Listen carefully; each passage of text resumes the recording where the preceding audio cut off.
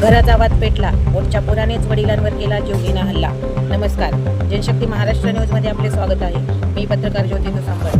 पैसे व जमिनीच्या वादात नात्याला काळीमा फासण्याच्या अनेक घटना जिल्ह्यात घडत आहेत. बेडबीड भागात राहणारे वैजनाथ नामदेव गुंजाळ या वृद्ध व्यक्तीला सख्या मुलाने घर नावावर करून दे म्हणत गंभीर मारहाण केली. या मारहाणीत वैजनाथ गुंजाळ यांचे कान तुटले असून कानाला 4 टाके लागले आहेत. या मारहाणीत वैजनाथ गुंजाळ यांचा मुलगा कृष्णा वैजनाथ गुंजाळ यांची सून ज्योती कृष्णा गुंजाळ व सख्खी मुलगी ज्योती विटेकर याचा सहभाग असून भांडण सोडवणारा वैजनाथ यांचा लहान मुलगा शंकर गुंजाळ व त्यांच्या पत्नी यांच्यावरही मारहाण करण्यात आली आहे. दिनांक 26 मे रोजी ही गंभीर घटना घडली असून वैजनाथ गुंजाळ यांच्यावर जिल्हा रुग्णालयात उपचार सुरू असून सदरील प्रकरणात गुन्हा नोंद झाला आहे.